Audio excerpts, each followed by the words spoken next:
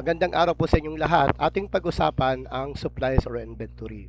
So dito, meron definition kung anong supplies, kung ano yung inventory. Hindi ko na po babasahin. Classification of supplies or inventory, we have the expendable, we have the semi-expendable, at saka yung personal, non-personal services. Tapos yung listahan ng supplies or inventory, napakarami nyo po niyan. Sa 45 items yan. Yan po yung mga sample.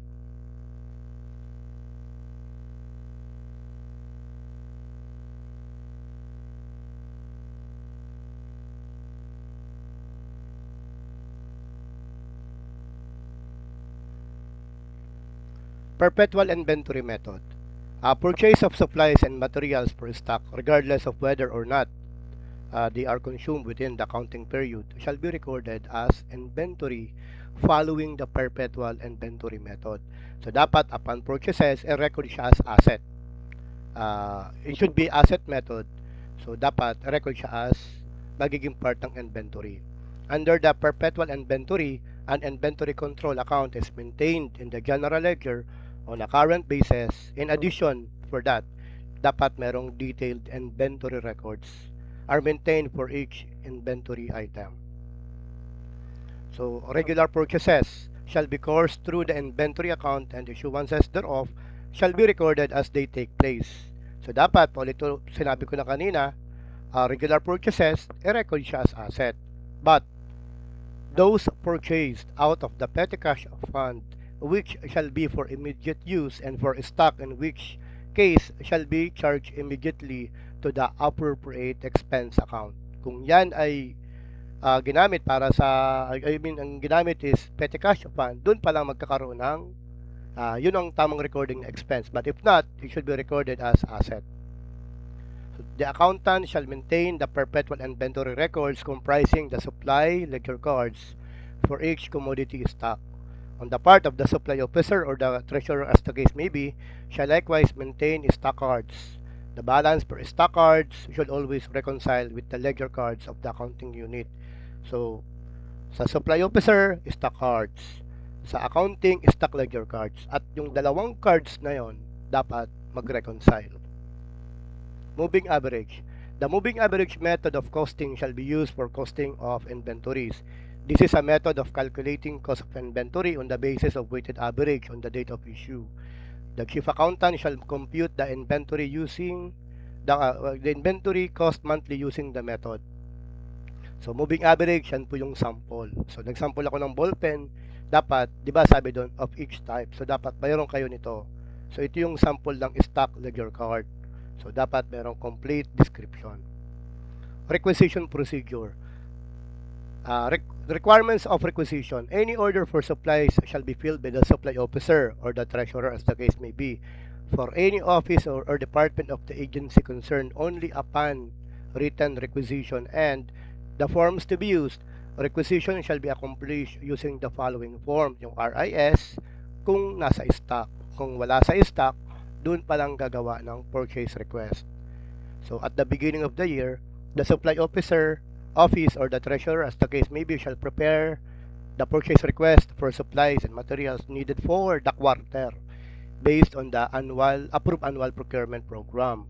Diba, sabi natin, so at diba, bawat department gagawa sila ng PPMP. Then yung PPMP na yon, ibibigay yon sa back secretariat, i-consolidate, ang tawag doon ay annual procurement plan. Then, dapat may copy nun si supply officer. Kasi si supply officer, on a quarterly basis, i-consolidate nga yun, siya dapat ang gumagawa ng purchase request. But in reality, which is hindi tama, ang nangyayari is bawat department, sila yung gumagawa ng PR. So, ano pa yung purpose ng APP? So, ang purpose ng APP is i-consolidate yun, di ba? Sa APP nakalagay doon kung anong department, anong supplies ang kailangan, at kailan kailangan. So, dapat ang gumagawa ng PR na talaga dapat is si supply officer. So, subsequent requisition from stock shall be made by the head of office or department needing the supplies. So, a supplies availability inquiry shall be used to inquire as to the availability of supplies needed from the office of the accountant. Pag ang supplies are available, RIS. If the supplies needed are not available, purchase request. The head of office or department needing the supplies shall certify as to their necessity for official use and shall specify the project or activity where the supplies or property are to be used. So approval. Approval of requisition by the head of office or department concerned who has administrative control of the appropriation against which the proposed expenditure is chargeable is deemed sufficient except in case of requisition for supplies to be carried in stock which shall be approved by the agency head concerned. Acceptance and inspection. So deliveries of items purchased by the government, by the any government agency shall be accepted first by the supply officer or the treasurer as the case may be before inspection. So dapat upon delivery, dapat i-accept na muna ng supply officer para ma-inspect by authorized inspector. So dapat yun, may form na gagamitin yung acceptance and inspection report. Again, ang maling practice is upon delivery, wala nang kamalay-malay si supply officer, dineliver na direkta papunta doon sa requesting department, which is mali yun. Kasi paano malalaman, paano pa makakagawa ng stock cards si supply officer, di ba, kung dineliver na. So mali po yun. Upon delivery, dapat i-receive muna ni supply officer, then i-inspect, then doon pa lang mag-aano ng AER. Kasi napaka-risky din on the part of the supply officer na siya yung pipirma sa AER pero hindi, kasi di ba siya yung pipirma nun sa AER eh. O tapos yung pala hindi niya man pala na-receive, hindi man pala na-inspect ng authorized inspector. Property records to be maintained. The supply officer or the treasurer as the case may be shall number each type of supplies and maintain stock cards per stock number. He shall likewise, ito yung sa property cards para naman sa RPCPP. Topic natin is about inventory. So deliveries of supplies or property shall be immediately recorded in the property records on the basis of the AER and other supporting documents. The AER and other supporting documents shall be forwarded to the chief accountant for the preparation and recording of deliveries in the appropriate ledger cards. So ito naman yung pag-record. The chief accountant shall maintain supplies ledger card per stock number and upon receipt of the AER and other supporting documents, the chief accountant shall record the deliveries and the appropriate ledger cards.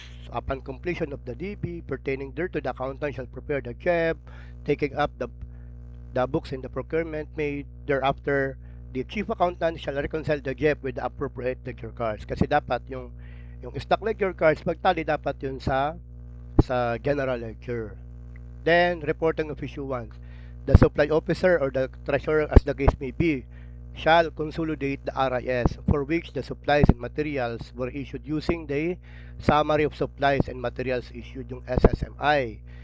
The SSMI together with the original copy of the RIS shall be submitted to the accountant who shall compute cost of supplies issued in ending inventory using the moving average method. Based on the SSMI, a JEB shall be prepared to record expenditure using the appropriate expenditures account. So dito na naman, marami na naman dito yung nagkakamali. Kasi ang nangyayari, yung RIS automatically ina-attach na doon sa disbursement voucher. Kaya ang nangyayari, nire-record na siya as expense outright, which is hindi yung tama. Hindi po yung tama. Kasi sabi nga po, dapat yung procurement dapat i-record siya as asset. 'Di ba? Kapag nasa stock, doon pa lang pag mag-issue na nasa stock, doon pa lang mag-issue ng RIS. Di yung RIS na yun, iipunin yun on a weekly basis para gumawa ka na ng SSMI. But the problem is, in reality, which is hindi tama, pag gawa pa lang ng DB, naka-attach na yung RIS. Kaya hindi na nakakagawa ng SSMI, which is not in accordance with the rules and regulation. Receipt of issuance. All issuances of supplies shall be properly receipted using the forms prescribed under applicable rules and regulation on supply management. So inventory, the head of the agency shall require periodic physical inventory of the supplies or property. So physical count of inventory items by type shall be conducted semestrally and reported in the RPCI. This shall be submitted to the auditor concerned later than July 31st and January 31st of each year for the first and second semester. Dito marami ditong alam mo yung audit findings kasi halos paulit-ulit na lang sa local government, sa national at sa corporate. Number one, hindi nagkakandak ng physical count. Number 2, walang stock cards. Number 3, walang stock ledger cards. Number 4, upon delivery, ando na kaagad sa requesting department. Nagpipirma na lang si supply officer. Number 5, nare-record na siya as expense outright. So napakarami, which is napaka-risky. Kumbaga pag ni-record mo na siya as expense, paano mo pa siya monitor? Paano mo makokontrol yung yung inventory kung wala ang mga ito, di ba? So ito kadalasan tong audit findings, minsan nakakasawa na rin magbasa. Nakakasawa na magbasa, kaya nga ito yung ginawa ko. Meron akong ginawang Excel file na lahat ng ito ay masosolusyonan. Meron ng stock cards, meron ng stock ledger cards, meron ng SSMI. So dito, itong ginawa kong Excel, ipipresent ko after this. So inventory of supplies, kanina sinabi ko na yun. Ito yung format natin, oh. Ayan, yung sample data, yung may laman, yung blank data, yung walang laman. Again, makikita po ito doon, andun po ito sa comment section ng video na to, no. So ito yung sample. So una, dito sa inventory and beginning balances, so ito yung item number, yung coding ko. So yung account category, napakarami po niyan, 'di ba? 45 'yon. Ito nagsample lang ako. Office supplies, other supplies, yan, nagsample lang ako din. Groups, yan, construction, other supplies or whatever. Particulars, ayan. So mas maganda kasi ito naman yung menu nyo eh. Menu nyo to eh. So pag na fill up nyo to, hindi nyo naman to ulitin na lagyan nyo ng brand if possible, anong article. Napakarami yan na article, nilagyan ko na po yan. Ito ay sample ko lang. Then yung specs, unit of measure. So dito po sa column I to column K, this is the beginning balance. Again, halimbawa gagamitin mo to ng 2027. So yung beginning balance mo shall be the December 31st ng 2026. So ito yung pinaka menu. Ito yung yung mga pinaka rekado. So dito sa purchases naman, so dito naman lalabas naman yung pag sinabi mong column A month, pag halimbawa March, lalagay mo 3. Pag June, lagay mo ng 6. Anong date, anong check number. So pwede mag-sample ako sa isang check number sa AER, napakaraming delivery. Ilagay mo lang lahat. Pare-parehas lang yan para for monitoring. Then yung job number nasa iyo kung lagyan mo supplier office. So ito naman, itong item number, ito ay nakalink dun sa sabi ko nga sa pinaka menu. Halimbawa, mag-type ako dito ng 200. Pag nag-type ako ng 200, ito magpapalit ito. Ayan, magpapalit yan. Nag-type ako ng 200. Pag nag-type ako ng 200, yan, di ba? Nagpapalit na siya. Ayan. Sinesave ko lang. Pag binalik ko sa 1, so i-save ko lang, lalabas na siya.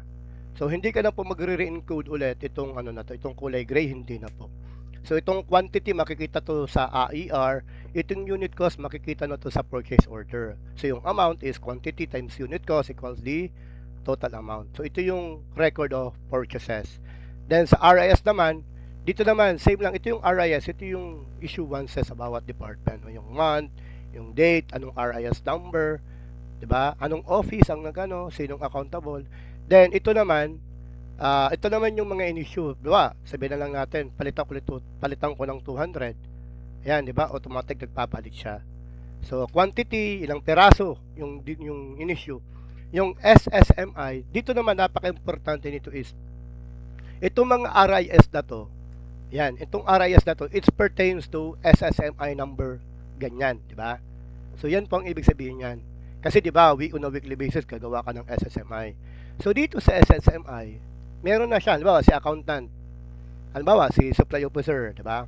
So, halimbawa, ito, palitan ko lang ng 3, papalitan ko ng 1. So, ang mangyayari po is, yung heading, ayan, ito yung SSMI number, na nakalink po yan dito sa RIS. Ayan, kung yung laman po nito, yan, yung laman niya na highlight ko, yun yung lalabas dito sa heading. 'Di ba? So, yan yung quantity in issue per RIS. At dito naman yung yung item number, yung description. So, 'di ba napakaganda na siya. Tapos yung for the period of, so dito sa job list, ako ay suggest na i-monitor nyo. Lahat ng mga ginawa nyo ng job number, ilagay nyo dito. Para ang mangyayari, magra-run ka na lang. Halimbawa, lagyan ko dito job number 3. Ayan, job number 3. Ayan. So, halimbawa dito, palitan ko naman to. Halimbawa, lahat ito is SSMI number 1. Kasi dito, yan, SSMI number 1. So, i-play ko lang. wala na pala siyang SSL. Ito ay 1 kasi ginawa ko ng 1. Ayan na siya, di ba? Mag-auto adjust na po ito. Mag-auto adjust itong number of column na to. Mag-auto adjust na po 'yan. Tapos ang kagandahan dito kasi meron na siyang unit cost at saka total cost. Ang unit cost kasi niya, ano na 'yan, moving average na 'yan. At ang kagandahan pa dito, 'di ba? Merong gagawa ka ng stock card. Ito yung stock card. Dito naman sa kaliwa, andito naman yung stock ledger card.